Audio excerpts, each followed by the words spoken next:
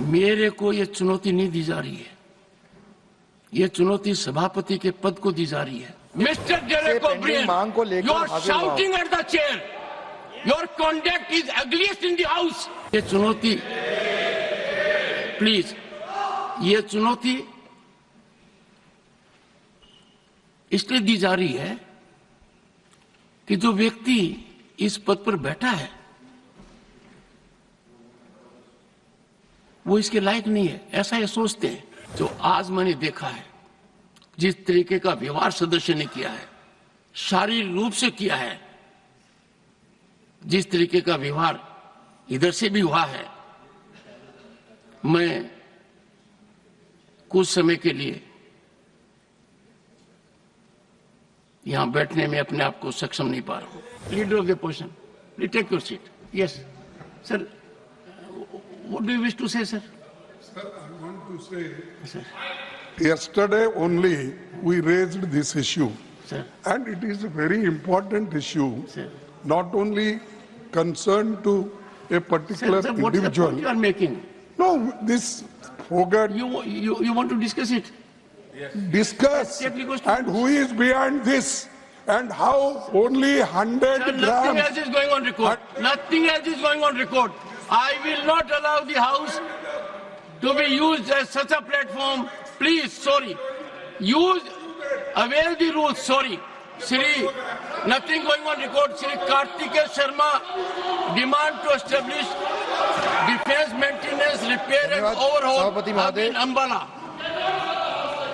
Sir, this is a request for establishing defense maintenance, repair and overhaul MRO hub in Ambala. आज मैं आपके सामने अंबाला और आसपास के लोगों की लंबे समय मिस्टर डेरेक ओब्रियन, मांग को लेकर you are shouting at the chair. Your conduct is ugliest in the house. You are shouting at the chair. I condemn your action. Next time I will show you the door. How dare you shout at the chair?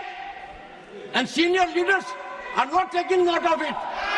This is unbecoming conduct. I will not countenance it. Honorable members, we have seen the ugliest of scene. We saw a dark phase of our democracy during emergency. We know how it starts. It starts first with a challenge to the parliament institution.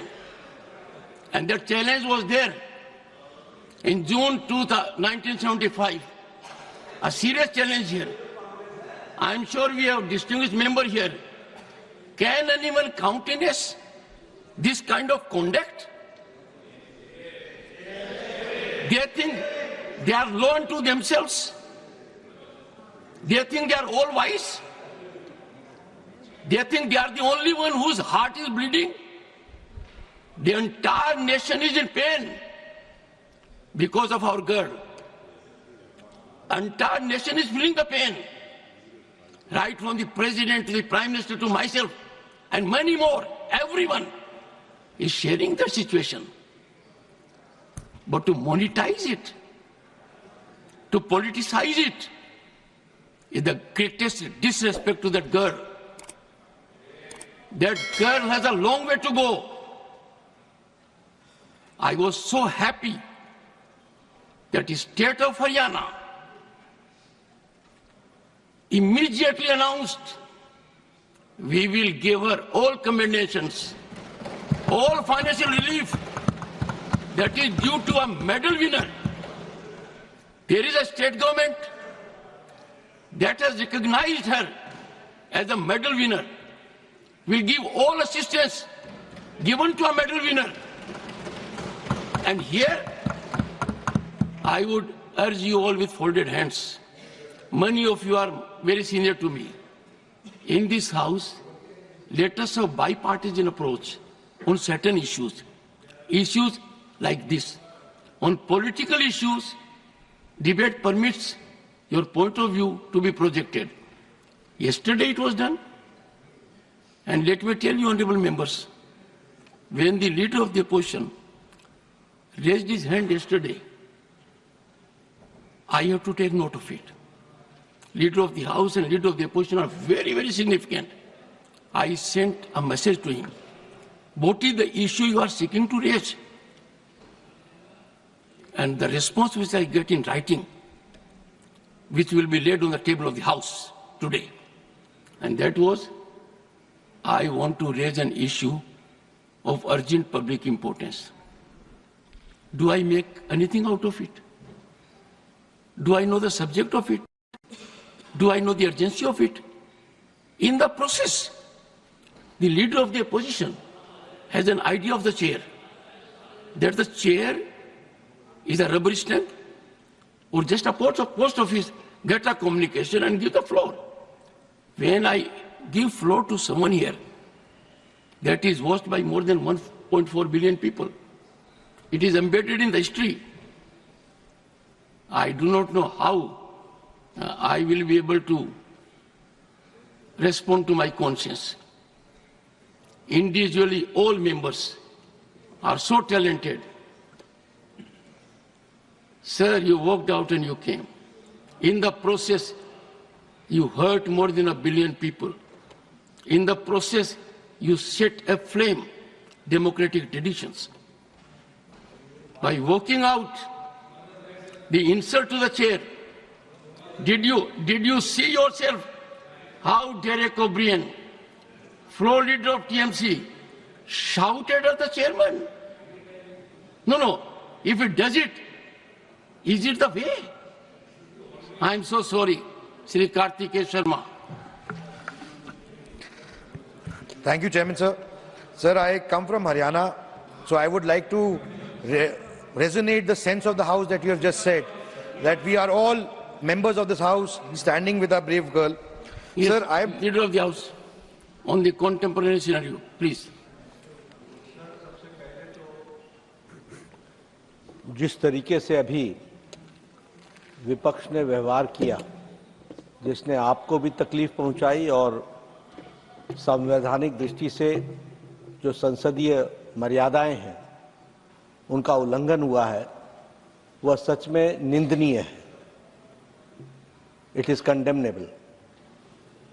प्रजातंत्र में सबको अपनी बात रखने का अधिकार है, लेकिन प्रजातंत्र एक व्यवस्था में चलता है और जब व्यवस्थाएं अपनी मर्यादाएं लांघ जाती हैं तो प्रजातंत्र पर बहुत बड़ा आघात होता है।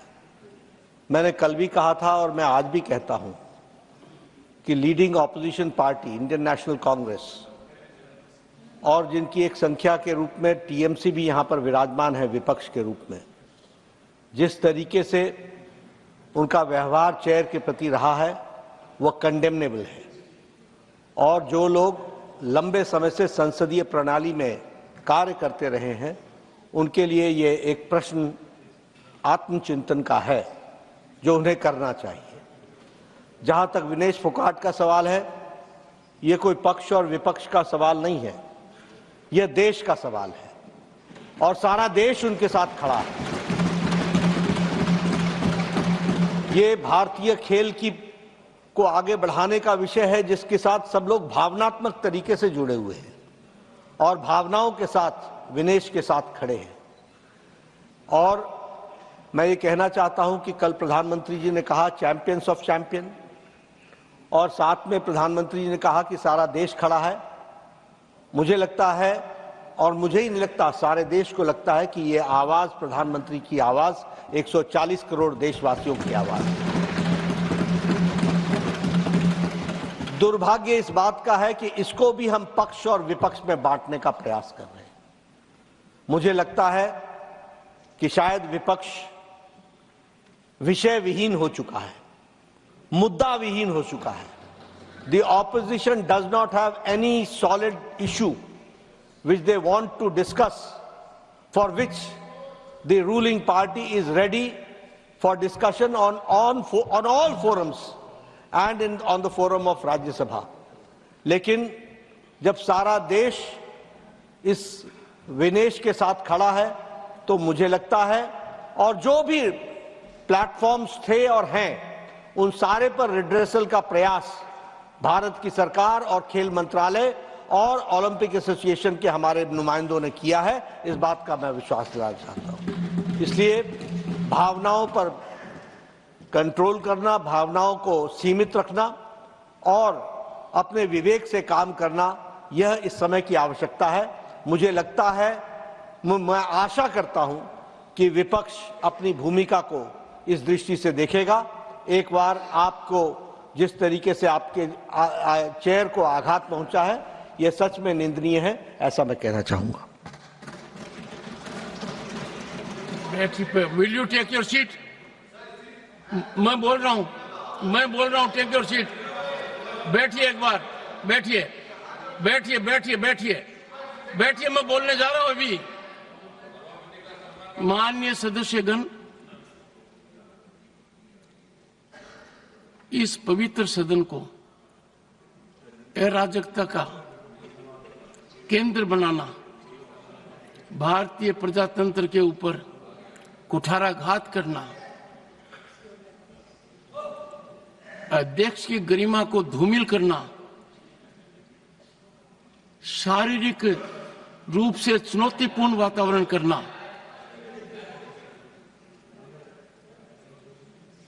ये अमर्यादित आचरण नहीं है। ये हर सीमा को लंघित करने वाला आचरण है। ये सदन इस समय देश की रूलिंग पार्टी के अध्यक्ष को यहां सदन के नेता के रूप में देख रही है। यह सदन इस समय प्रतिपक्ष दल के राष्ट्रीय अध्यक्ष का भी उपस्थितियां देख रही है, प्रतिपक्ष के नेता के रूप में। कांग्रेस पार्टी की वरिष्ठ नेता भी सदन के सदस्य हैं। जो मैं हाल के दिनों में देख रहा हूं और जिस तरीके से चुनौती शब्दों से, पत्र के द्वारा, अखबार के माध्यम के द्वारा, एक प्रमुख अखबार, नाम नहीं लेना चाहता, कितनी गलत टिप्पणी की है, मैंने देखा है। मेरे को यह चुनौती नहीं दी जा रही है, यह चुनौती सभापति के पद को दी जा रही है। और यह चुनौती, प्लीज, यह चुनौती इसलिए दी जा रही है कि जो व्यक्ति इस पद पर बैठा है वो इसके लायक नहीं है, ऐसा ये सोचते हैं। मुझे हाउस का समर्थन जितना चाहिए उतना नहीं मिला है। मैंने प्रयास में कोई कमी नहीं की। Don't laugh at it mister Jairam. No, मैंने, सुनिए, don't make any shop it, no, don't make it. सुनिए प्लीज, माननीय सदस्यगण, माननीय सदस्य, I know your habit, 1 second. माननीय सदस्यगण, अब मेरे पास एक ही विकल्प है। मैंने सदन में बहुत वरिष्ठ सदस्य हैं, अब भी उपस्थित हैं, उनका सम्मान करता हूं। उन्होंने राजनीति मेरे से बहुत ज्यादा देखी है।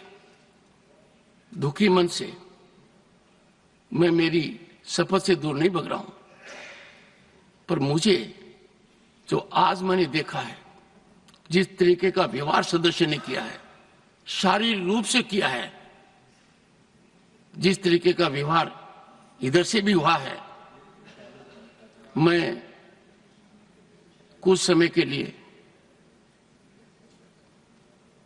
यहां बैठने में अपने आप को सक्षम नहीं पा रहा हूं। मैं दुखी मन से,